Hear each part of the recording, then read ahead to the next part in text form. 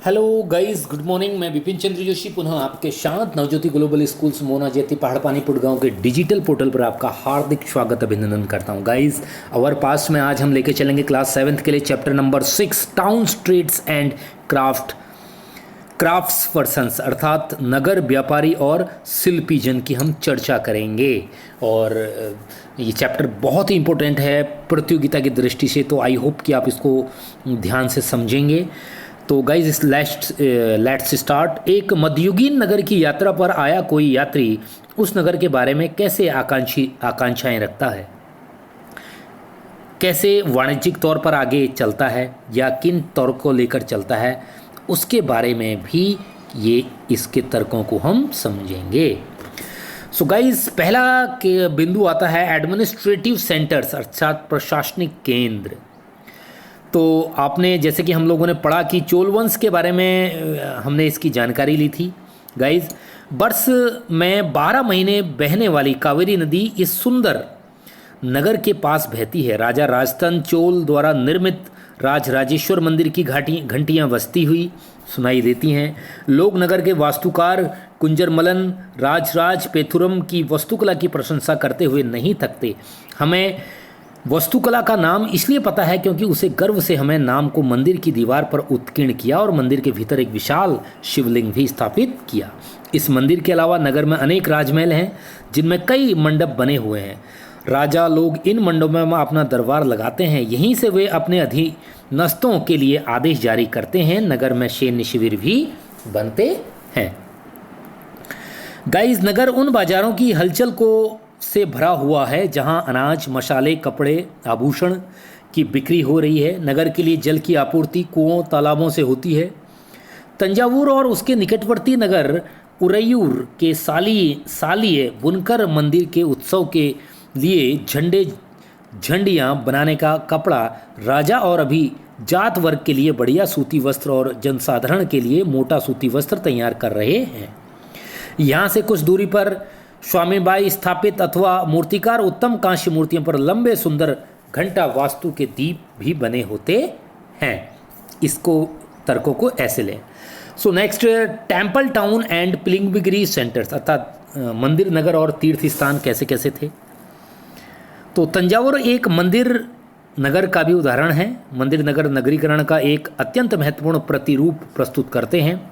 नगरीकरण नगरों के विकास की प्रक्रिया है। मंदिर अक्षर समाज और अर्थव्यवस्था दोनों के लिए है अत्यंत ही महत्वपूर्ण होते हैं थे। शासक विभिन्न देवी देवताओं के प्रति अपना भक्ति भाव दर्शाने के लिए मंदिर बनाते थे। वे मंदिरों को भूमि एवं धन अनुदान में देते थे, जिनकी आय से अधिक अनुष्ठान विधि विधान से संपन्न किए जाते थे। तीर्थ यात्रियों तथा पुरोहित पंडितों को भोजन कराया जाता था और पर्वोत्सव मनाए जाते थे। मंदिर के दर्शनार्थी भी दान दक्षिण दिया करते थे।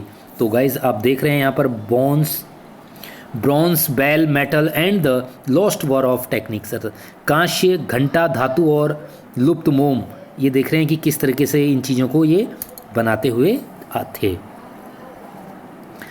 इसके बाद मंदिर के कर्ता धर्ता मंदिर के धन को व्यापार सहूलियतों में लगाते थे।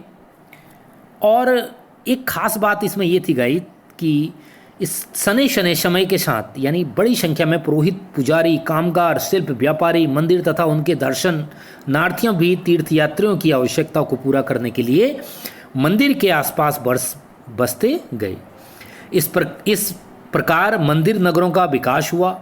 इसी रीति से मंदिरों के चारों ओर अनेक नगरों का आविर्भाव हुआ, जैसे मध्य प्रदेश में भिल्ल विदिशा और गुजरात में सोमनाथ। अन्य महत्वपूर्ण चीज़ें बनते गए। तीर्थ स्थल भी धीरे धीरे नगरों के रूप में विकसित हो गए। वृंदावन उत्तर प्रदेश, तिरुवंती तमिलनाडु ऐसे नगरों के 2 उदाहरण हैं, जैसे अजमेर राजस्थान 12वीं शताब्दी में, या अन्य चीज़ें भी इनको लेकर आगे को बढ़ते चले गए थे। और नेटवर्क ऑफ स्मॉल टाउन्स छोटे नगरों का संजाल क्या था। तो 18वीं सदी से ही उपमहाद्वीप में अनेक छोटे छोटे नगरों का संजाल सब बिछने लगा था। मैं आपको बता दूं, ये जो संजाल था बिछने लगा था। संभवतः उनका प्रादुर्भाव बड़े बड़े गांवों से हुआ था। उनमें आमतौर पर एक मंडपिका, बाद में जिसे मंडी कहा जाने लगा, होती थी। जहां आसपास के गांव वाले अपनी उपज बेचने के लिए लाते थे। उनमें ऐसी गलियां थीं जहां दुकानें बाजार थे, जिन्हें हट बाद में हाट कहा जाने लगा। कहा जाता है कि इसके अलावा भिन्न भिन्न प्रकार के कारीगरों तथा शिल्पियों जैसे कुम्हारों, तेलियों, शक्कर बनाने वाले, ताड़ी बनाने वाले, सुनारों, लोहारों, पत्थर तोड़ने वाले आदि के अलग अलग बाजार होते थे। कुछ व्यापारी तो नगर में स्थायी रूप में बसकर अपना कारोबार करते थे, जबकि कुछ अन्य व्यापारी नगर नगर घूमकर क्रय विक्रय किया करते थे। तो आप देख रहे हैं कि यहाँ पर एक स्मॉल सा पिक्चर भी आपको दिखाई दे रहा है कि इस पिक्चर के माध्यम से भी आप लोग देख सकते हैं कि उन्होंने कैसे कैसे चीज़ों को हैंडल्स भी किया हुआ था। गाइस, आमतौर पर कोई सामंत यानी परिवर्ती कला का जमींदार इन नगरों में या इनके आसपास किलेबंदी महल बना लेता था। ऐसे सामंत व्यापारियों, शिल्पकारों तथा उनके व्यापार की वस्तुओं पर कर लगाते थे और कभी कभी इन करों के संग्रहण का अधिग्रहण उन स्थानीय मंदिरों को प्रदान कर देते थे, जिनका निर्माण स्वयं उनके द्वारा या धनाढ़ व्यापारियों द्वारा कराया होता जाता था। अब इसमें टैक्सेस ऑन मार्केट्स, बाजारों पर क्या क्या कर था, तो यह राजस्थान में प्राप्त 10वीं शताब्दी में हुआ। तो इसमें गुड़, रंग, धामा या हम कहें अनेक प्रकार के टैक्सेस का पर भी कहीं ना कहीं प्रभाव था इनको करने के लिए। सो अब आता है guys trades, big and small, छोटे या बड़े व्यापारी। तो व्यापारी कई प्रकार के हुआ करते थे, उनमें बाजार के लोग शामिल थे। व्यापारी विशेष रूप से घोड़ों के व्यापारी अपने संघ बनाते थे, जिनका एक मुखिया होता था। वह मुखिया उनकी ओर से घोड़े खरीदने के इच्छुक योद्धाओं से बातचीत करता था। क्योंकि व्यापारियों को अनेक राज्यों तथा जंगलों से होकर गुजरना पड़ता था, इसलिए वे आमतौर पर काफिले बनाकर एक साथ यात्रा करते थे और अपने हितों की रक्षा के लिए व्यापार संघ यानी गिल्ड भी बनाते थे। सो दक्षिण भारत में गाइस 18वीं सदी प्रवृत्ति काल में अनेक ऐसे संघ बन गए, या हम कहें कि अनेक ऐसी चीज़ें बन गईं जिसमें प्रसिद्ध मणिग्राम और नानादेशी थे। वे व्यापार संघ प्रायद्वीपीय के भीतर और दक्षिण पूर्वी एशिया तथा चीन के साथ भी दूर दूर तक व्यापार करते थे। इनके अलावा चेठियान और मारवाड़ी ओसवाल जैसे समुदाय भी थे, जो आगे चलकर देश के प्रधान व्यापारी समूह बन गए। गुजराती व्यापारियों में हिंदू, बनिया, मुस्लिम, बोहरा दोनों समुदाय शामिल थे। वे दूर दूर तक लाल सागर के बंदरगाहों व फारस की खाड़ी, पूर्वी अफ्रीका, दक्षिण पूर्वी एशिया तथा चीन के व्यापार करते थे। वे इन पत्तनों में कपड़े और मसाले बेचते थे और बदले में अफ्रीका से सोना और हाथी दांत एवं दक्षिण पूर्व एशिया और चीन में मसाले, टिन, मिट्टी के नीले बर्तन, चांदी लाते थे।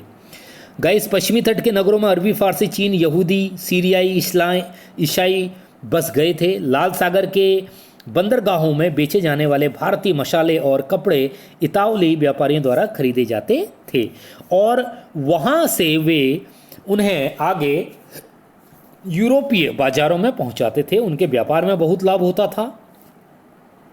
उष्णकटिबंधीय जलवायु में उगाए जाने वाले मसाले, काली मिर्ची, दालचीनी, जायफल, सांठ आदि यूरोपीय व्यंजनों के महत्वपूर्ण अंग बन गए थे और भारतीय सूती कपड़ा बहुत लुभावना होता चला गया था। गाइस, और तो और बात करें, काबुल अपनी पहाड़ी में विषम भूदृश्य के साथ 16वीं शताब्दी में राजनीतिक और वाणिज्यिक दृष्टि से महत्वपूर्ण बन गया। काबुल और कांधार सुप्रसिद्ध रेशम मार्ग में जुड़े हुए थे। साथ ही घोड़ों का व्यापार भी मुख्य रूप से इसी मार्ग में होता था। 17वीं शताब्दी में हीरों के एक सौदागर जो बैप्टिस्टे टेनियन ने अनुमान लगाया था कि काबुल में घोड़े का व्यापार प्रतिवर्ष इतने 1000 रुपये के समथिंग यानी 30,000 रुपये के आसपास होता था, चीज़ों को आगे लाए। अब बात करते हैं क्राफ्ट्स इन टाउन, नगरों में शिल्प। गाइस, आज के लिए इतना ही। कल हम पुनः फिर मिलेंगे इसी चैप्टर्स के साथ, इसको फिनिश करेंगे। जो भी आपको समझ में नहीं आया आप मुझसे पूछ सकते हैं, फ़ोन कर सकते हैं, कमेंट डाल सकते हैं। Thank you so much for watching and listening. Thank you guys.